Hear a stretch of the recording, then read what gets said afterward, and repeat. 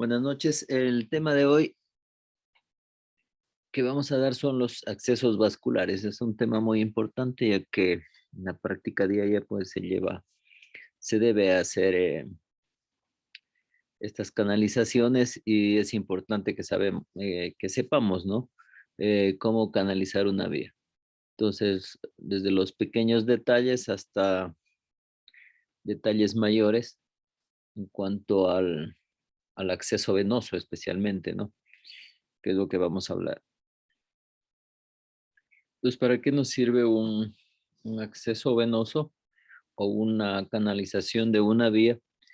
Son muy útiles para el tratamiento de trastornos médicos complejos, como por ejemplo tenemos la nutrición parenteral total para administrar quimioterapia, para realizar plasmaferesis, diálisis, hidratación en general, para la administración de hemoderivados y pues lo más común para administrar medicación. Entonces, para ello, pues tenemos dos tipos de accesos venosos, como son las vías venosas periféricas y las vías central. ¿Sí? Asimismo, tenemos dos métodos para realizar el acceso, el uno que puede ser percutáneo o a través de la disección quirúrgica. Esta última ya cada vez se utiliza menos debido a que se queda sin funcionamiento después que se hace ya una venodisección, queda sin funcionamiento esta vena que se ha canalizado.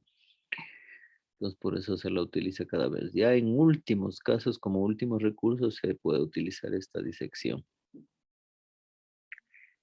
Entonces, una vía venosa periférica, pues, se define como la punción con canulación de una vena de las extremidades, ¿sí?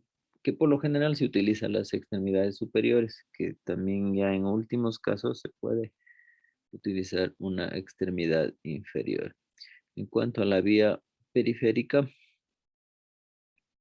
lo más frecuente que se utiliza esta vía es para la administración de fármacos comunes, ¿no es cierto? En un paciente hospitalizado que esté en observación y también administrar fluidos, como son líquidos. A través de una canalización de vía también podemos realizar la extracción de muestras para laboratorio y también se puede utilizar una vía venosa periférica para llegar a, a una vía venosa central, ¿sí? Con catéteres, por supuesto, mucho más grandes, mucho más largos, para que puedan cumplir este objetivo. Las posibles contraindicaciones para canalizar una vía es la infección de partes blandas en la zona de punción, pues una dermatitis, una celulitis, etcétera. Si hay una flebitis o linfedema de la extremidad, bueno, esto es más frecuente en las extremidades inferiores, o que ya tengamos realizado una fístula arteriovenosa. O sea, nosotros sabemos que esta fístula arteriovenosa artificial nos sirve para realizar diálisis especialmente. Entonces no lo vamos a utilizar como una vía venosa periférica. Precauciones tenemos que tener sobre todo en la llavecita del equipo de Venoclis para que no quede abierta y vamos a provocar una sobrecarga de líquidos. Son este, accidentes que suelen pasar, ¿no? A veces está indicado para 8 horas un suero o para un día y total le pasan en 30 minutos, 45 minutos, ¿sí? Esto es lo que tiene que ver ya más bien la atención de enfermería. Hay que tener precaución también en pacientes con insuficiencia cardíaca y en pacientes con insuficiencia renal. Entonces, en cuanto a la técnica, es muy importante pues comunicarle al paciente ante cualquier actividad, cualquier acción que vayamos a realizar a un paciente, puede ser una curación, una limpieza, la canalización de una vía en este caso, siempre debemos explicar al paciente qué es lo que vamos a hacer, ¿sí? eh, dónde le vamos a hacer, si duele o no duele, ¿sí? Lo importante es que conozca el paciente ahí para que pueda colaborar, si no, no vamos a poder realizar el procedimiento.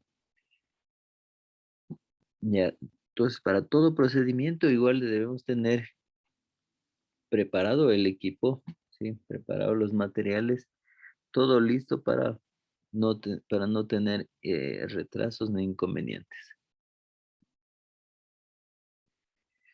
Luego vamos a seleccionar el sitio a puncionar. Debemos evitar hematomas, fístulas, excoriaciones, cicatrices o una infección de la piel, que es lo que ya mencionamos.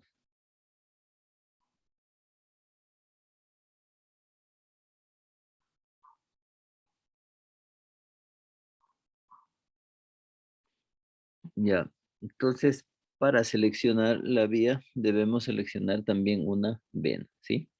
Entonces, alguna vez les preguntamos, sus compañeros ya nos recordaban, ¿cierto?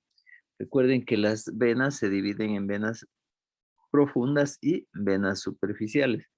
Las profundas son las que acompañan a las arterias, ¿no? Entonces, y tenemos las venas superficiales, que son las que sirven para canalizar. Entonces, aquí tenemos en el antebrazo,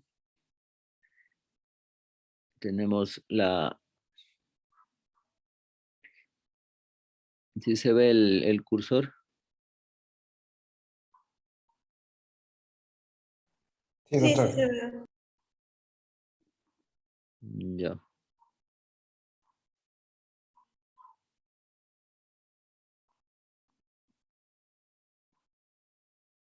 Bueno, entonces aquí tenemos ya el cursor. Entonces tenemos la vena basílica que va por el borde interno del antebrazo. Entonces sería la basílica del antebrazo. Llega al codo y continúa con la basílica del brazo, ¿sí? Hacia arriba. Por acá también tenemos la vena cefálica del brazo y la cefálica del antebrazo, ¿sí? Aquí tenemos una vena accesoria. Tenemos la M venosa a nivel del pliegue del codo, que está formada por la mediana cubital y la mediana cefálica. Entonces, cualquiera de estas venas podemos canalizarla, ¿sí?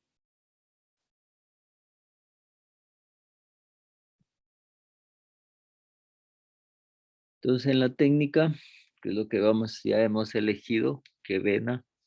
En primer lugar, ya hemos hablado con el paciente, hemos elegido la vena, tenemos el equipo de material ya listo. Entonces, vamos a realizar los siguientes pasos, ¿cierto? Una asepsia y antisepsia adecuada. Previamente colocamos ya el torniquete. Debemos palpar la vena donde vayamos a hacer la punción, o a veces se la puede observar también directamente. La introducción de la aguja debe ser de 15 a 20 grados. ¿Sí? Y una vez que esté ya canalizada, pues debemos fijar y conectar el equipo de Venoclis. Entonces, como ahora estas cánulas vienen con una aguja plástica, ¿sí? Y con otra aguja tipo trocar metálica, ¿no es cierto? Por dentro, que sirve como guía. Entonces, esta, en cuanto salga sangre, ya solo empujamos la, la parte plástica, ¿no? Para que no se vaya a infiltrar. Y una vez que está introducida ya la parte plástica, el trocar o la aguja tipo trocar debemos retirar. Las complicaciones o las posibles complicaciones ante la canalización de una vía periférica, pues es una flebitis, una tromboflebitis, un hematoma, en caso eh, que le atravesemos a la vena, infección si no hay una buena técnica antiséptica y aséptica o una embolia, ¿sí? Un émbolo que puede ser de gas, especialmente si no purgamos al equipo de venoclisis previa la administración de líquido. Una vía venosa periférica, esto les decía, en últimos casos puede ser utilizado en niños. Se puede utilizar la vena a nivel del tobillo. Aquí tenemos la safena interna o la safena externa. En la muñeca también se puede utilizar en personas que tengan una vena muy, muy pronunciada, ¿no? Y en la fosa anticubital también en raros casos donde no se pueda localizar, sea la cefálica o la basílica, ¿sí? Sea en el antebrazo o en el brazo. Entonces, casi en el pliegue no se puede utilizar, no se debería utilizar, pues esto es en últimos casos. En ese caso del pliegue, la muñeca o el tobillo, debemos inmovilizar esta parte de esta extremidad, ¿sí? Con una tablilla, ¿sí? Con esparadrapo o con una venda de gasa. Entonces hay que inmovilizar porque son zonas de flexión y extensión y por lo tanto se nos puede infiltrar la vía. Esto es lo que se hacía antes, les decía, o en últimos casos se puede realizar una venodisección, se identifica la vena, se hace una herida, y a través de esta herida se diseca y el extremo proximal se lo liga y el extremo distal sería el que va para arriba, se lo canalizaría con la aguja, ¿sí? Directamente bajo visión directa y luego se fija, ¿no? Y se cierra la herida. Eso les decía en muy raras ocasiones donde el paciente esté con edema, sea obeso o tenga unas venas muy pequeñas que no se las pueda palpar ni ver y sea imposible canalizar por vía percutánea, pues se podría realizar esta vía venosa periférica. Eso en cuanto al acceso venoso periférico. Ahora vamos a ver lo que es la vía venosa central.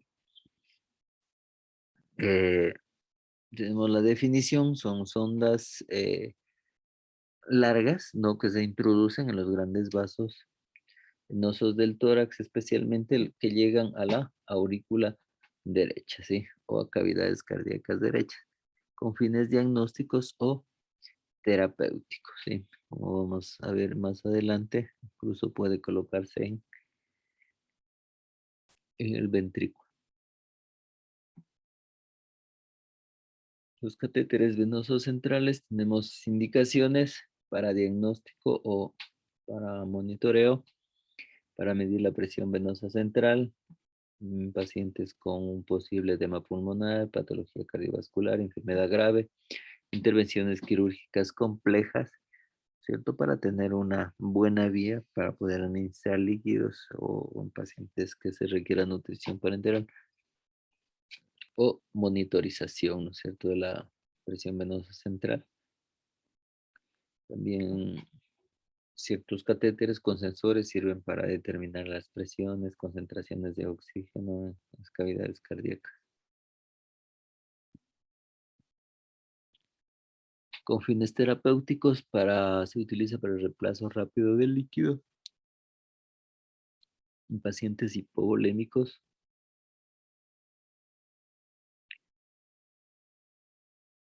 pacientes con hemorragias, quemaduras, etcétera. Para nutrición parenteral total, siempre se debe utilizar catéteres venosos centrales, ¿sí? Porque debido a que esta NPT tiene elevada osmolaridad y por lo tanto va a provocar una flebitis, ¿sí? Si va directamente a un vaso grande del tórax, pues no se va a irritar.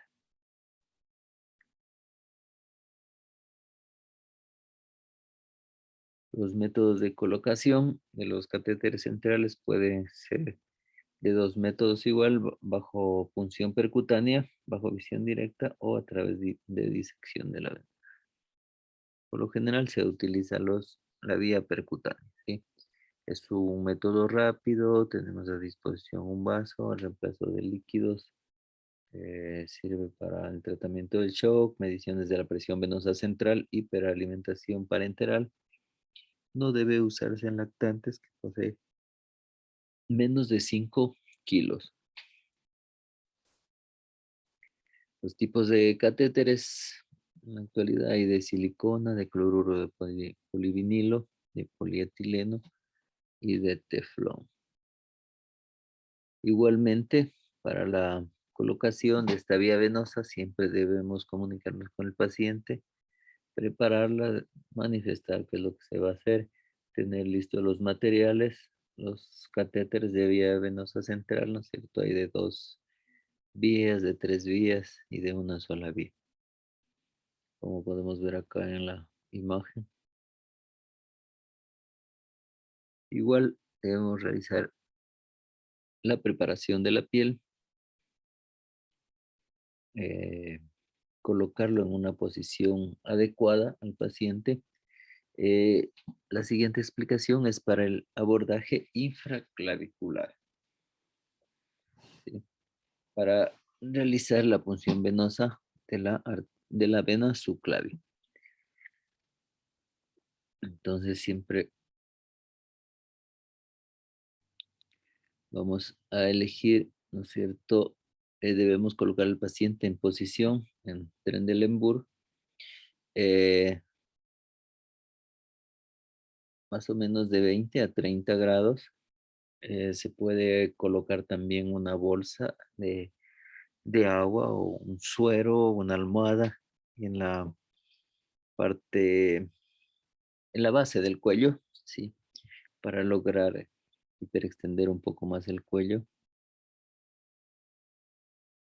Bueno, vamos a colocar igual que el anterior, pues bajo una técnica antiséptica y en un lugar aséptico. Vamos a colocar un antiséptico también a desinfectar la piel y luego vamos a proceder a introducir la aguja, ¿cierto? Se aconseja, como dice el abordaje infraclavicular, ¿sí? Por debajo de la clavícula.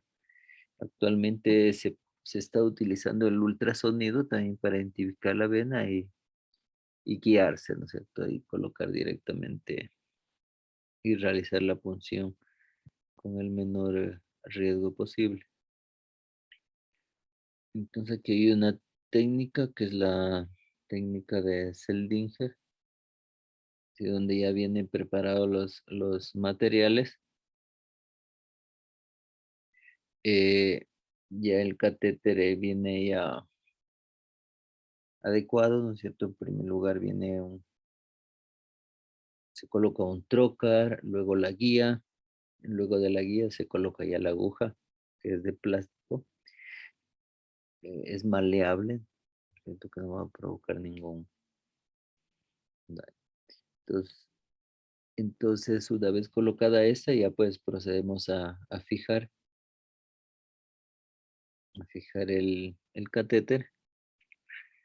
Eh, debemos siempre cubrir o tener cubierto, ¿no es cierto?, la introducción de la aguja y, y la inmovilización, ¿no es cierto? Casi toda la aguja debe estar cubierta con esparadrapo para evitar, en lo posible, una contaminación o una infección, ¿no es cierto?, que pueda llevar directamente a las cavidades cardíacas del corazón, las cavidades derechas, y provocar una endocarditis, que también es posible. La punción venosa yugular, la posición del paciente va a ser un poco similar, ¿no es cierto? Lo importante es obtener un poco más de dilatación de las venas yugulares, en este caso la yugular interna. Como podemos ver, la introducción es 30 grados, más o menos de la aguja, eh, por la base del cuello, ¿sí? Nos aconsejan realizarla cerca del borde externo del esternocleidomastoideo. Igualmente la aguja, la dirección de la aguja, pues va a ser dirigido hacia abajo con esa inclinación que ya les dijimos de 30 grados hacia atrás. El resto pues es igual, una buena asepsia, antisepsia, desinfección de la piel.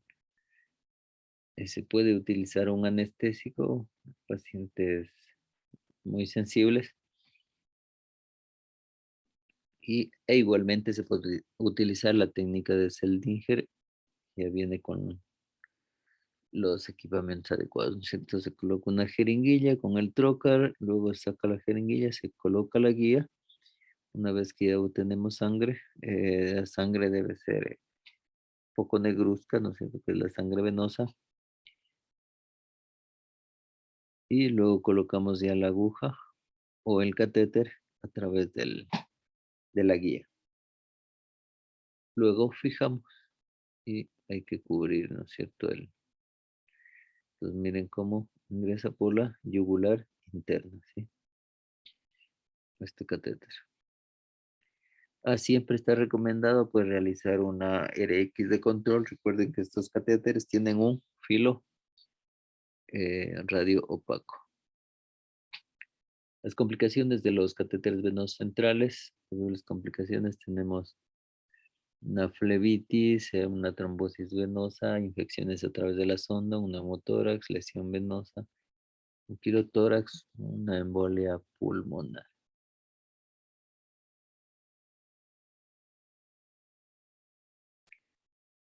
A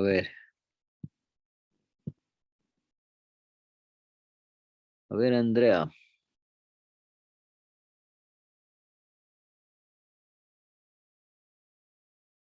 A ver, Andrea, entonces, ¿qué sería un kilotórax? Gran cantidad de linfocitos, triglicéridos. Esto va a pasar en lo que es la pleura y se debe a lo que son alteraciones en el drenaje, especialmente del conducto torácico. Yo también decía que estas se pueden causar por traumatismos. Ya. Entonces, la presencia de kilo en el espacio pleural, ¿sí? Las causas son por una posible lesión del conducto torácico, que este se encuentra, ¿sí? A la izquierda, a nivel del tórax. A nivel de T10 prácticamente es donde se entrecruza eh, hacia la izquierda, ¿sí? Recuerden que el kilo eh, se acumula primero en la cisterna del kilo que está más o menos en L2. Ahí nace este conducto torácico y este está a la derecha, ¿sí? Entonces, poco a poco se va haciendo a la izquierda, prácticamente atraviesa ya la parte izquierda a nivel del tórax, a nivel de T10 y desemboca, ¿dónde? El conducto torácico. A ver, Chandri,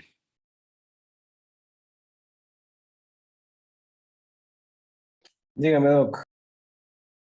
ya, ¿dónde desemboca el conducto torácico? ¿De qué estamos hablando? Las venas del cuello, en la subclavia sería. Ya ahí termina, ¿cierto? Entonces, como estamos en la unión de la subclavia con la yugular interna, ¿sí? Ahí desemboca. Sí. Entonces, es por eso que lo podemos lesionar, ¿sí? Porque si hacemos esta con la técnica, si utilizamos esta técnica de canalizar la yugular interna, por eso podemos lesionar este conducto y provocar un kilotórax, ¿sí? Ya dijimos, es la acumulación de kilo a nivel del espacio pleural, ¿sí? Ya, muy bien. Doctor, una pregunta yo tengo ahí. Claro, En el kilotórax, o sea, deberíamos drenar el líquido, ¿no es cierto? Y luego dar, o sea, ¿qué tratamiento sería? ya.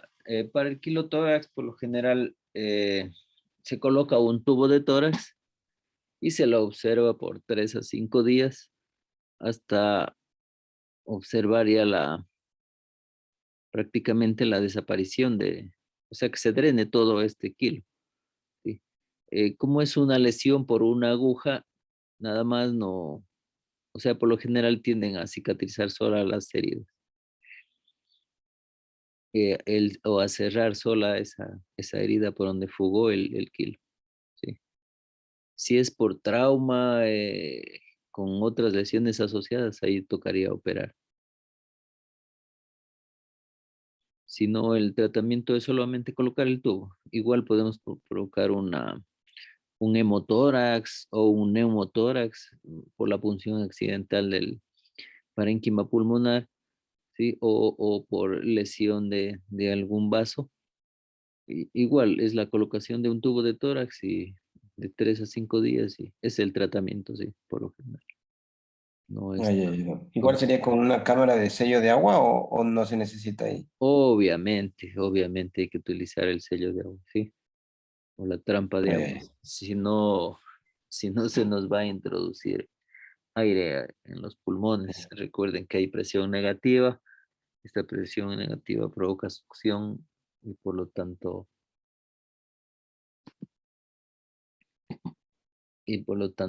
se va a llenar de aire el pulmón y vamos a provocar de un kilotórax a un neumotórax, atención, ¿sí? Gracias, doctor.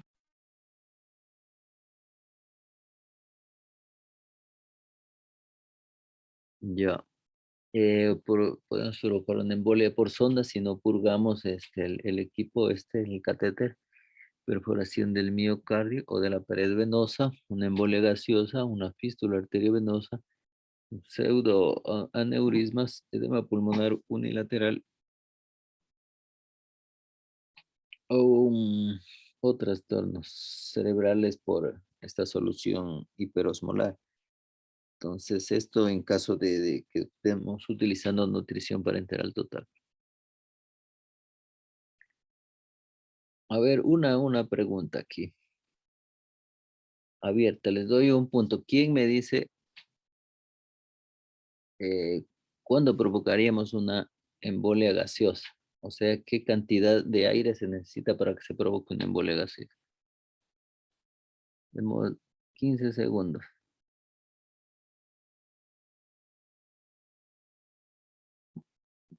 O sea, si es que no se purga el equipo o en general.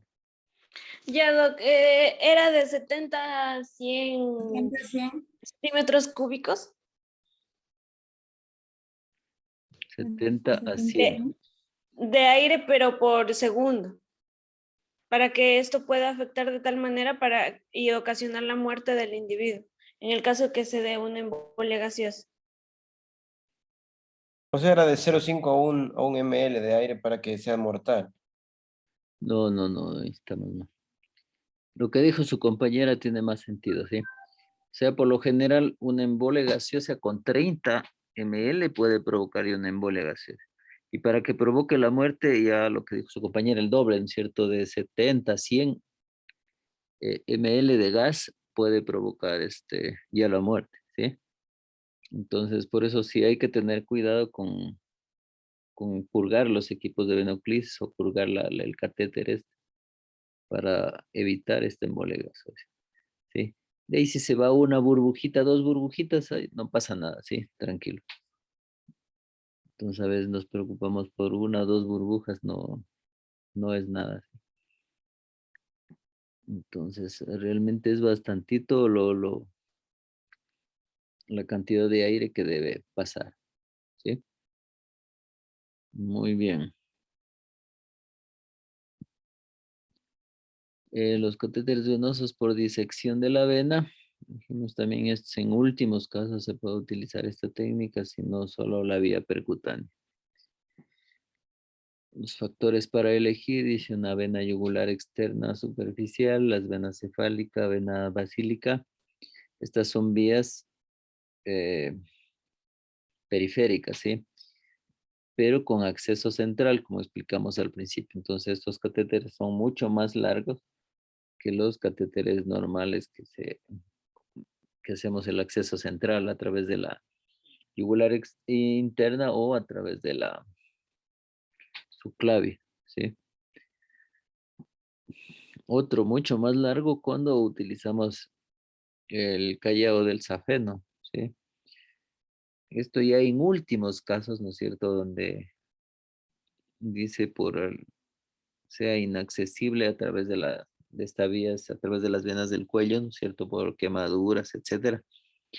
Recuerden que a nivel de la ingle, ¿no es cierto? Es una zona húmeda, muy contaminada y por lo tanto no se aconseja mucho. Pero en últimos casos podríamos utilizar el callado de la vena safena interna.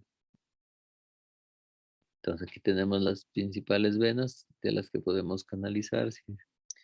Está el callado de la vena safena interna, la vena basílica, vena humeral, es una vena profunda, ¿no? Que solo por venodisección podemos llegar a ella. Vena cefálica sí se podría llegar y la vena yugular externa. Identificación, debemos identificar la vena, ¿no es cierto? La vena yugular externa se identifica en su trayecto descendente. Se debe colocar un dedo en la fosa supraclavicular y realizar una maniobra de Valsalva. Esto es para dilatar un poco más la vena. La vena cefálica se observa a la altura del surco delto pectoral. La vena cefálica, también a nivel del antebrazo, podemos realizar un torniquete. La vena basílica en la cara medial del brazo, a 2 centímetros del pliegue, también la podemos localizar ahí. La del callado de la safena interna en el plano profundo, a nivel del tejido celular subcutáneo. El peligro, aquí tenemos que tener muy cuidado de ligar la vena femoral común o aún la arteria femoral. Esto sería ya mucho más raro, ¿no? Entonces, en el callado safeno es importante identificarla. Hay de 6 a 7 ramitos que llegan ahí, ¿sí? Entonces, de esa manera se identifica fácilmente este callado. La vena safena a nivel del tobillo, a nivel del maleolo interno, también se la puede canalizar. Pero esto ya, catéter extra largo para llegar a la aurícula derecha.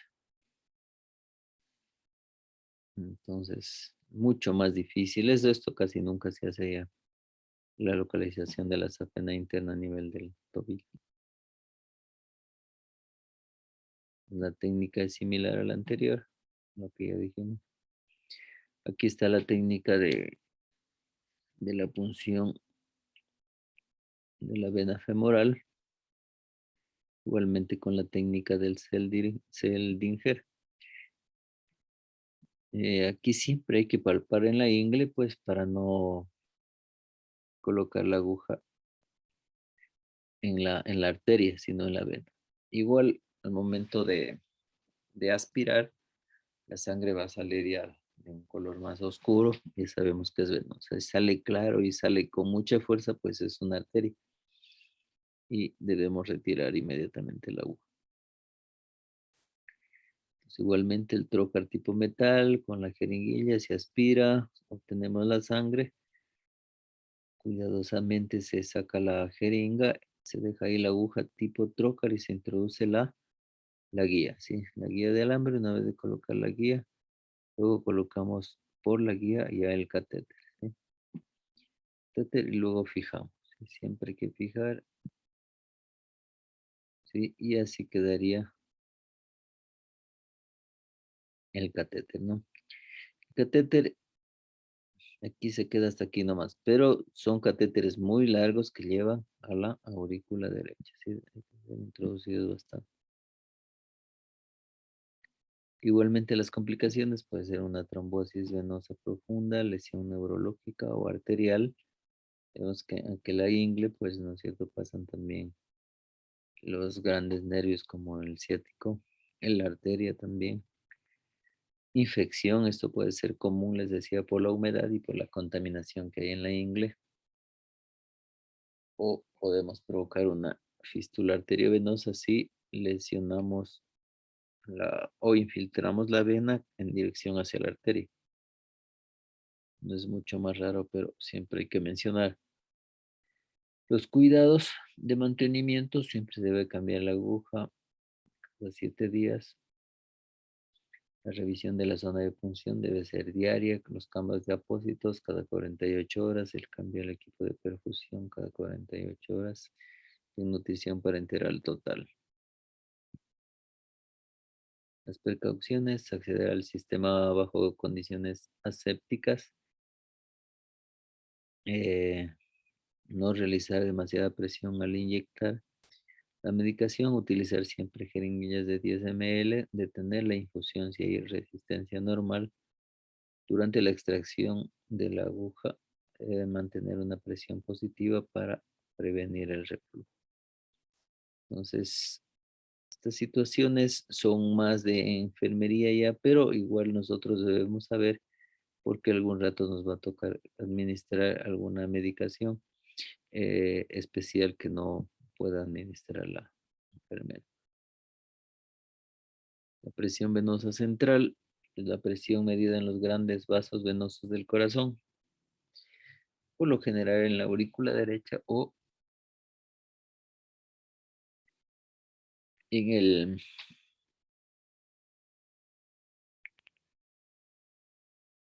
o en la arteria o en la vena, perdón, la que asciende, pues, ¿no es cierto? Desde las extremidades por la derecha de la columna, la vena cava inferior o la que llega a las grandes venas del cuello en la vena cava superior. Los parámetros de ubicación, siempre debemos calcular la longitud, la aparición de reflujo venoso, la oscilación de la columna de venoclisis y siempre vamos a hacer un control a través de una placa simple de tórax. La presión venosa central es la presión medida en los grandes vasos venosos del tórax. Para poder determinarla, la punta del catéter debe estar en la vena cava superior, en la vena yugular interna, la vena subclavia o la aurícula derecha. Presión venosa normal oscila entre -2 a 12 centímetros de agua. Recuerden que esa reglita donde va conectada es una columna de agua. ¿Sí? Se recomienda pasar de 300 a 500 ml en 15 minutos. En general, mayor a 2 centímetros de agua. Debemos evitar la sobrecarga de volumen o un mal manejo de los líquidos. La presión venosa en pacientes hipotensos y oligúricos van a estar menores a 1 centímetro de presión. ¿Sí? En hipovolemia igual la presión venosa central va a estar elevada en presencia de congestión y oliguria con falla cardíaca, con o sin hipovolemia. Entonces aquí se eleva la presión venosa central en sobrecarga de volumen, falla cardíaca, taponamiento cardíaco, la presencia de respiradores, en personas anestesiadas con drogas cardiodepresoras. Catéter de Swan-Ganz es un catéter especial que sirve para medir las presiones del corazón derecho, presiones del corazón izquierdo mediante la toma de la presión en cuña. Este tiene características especiales como un balón en su extremo distal, tiene marcas cada 10 centímetros. Hay que tener precaución de la posible perforación por delante del balón. Este catéter de Swan-Ganz se introduce de forma similar al catéter central y es posible utilizar la sonda para medir el gasto cardíaco y el volumen sanguíneo. Este catéter, la punta de la vena cava superior o puede ir en la aurícula derecha.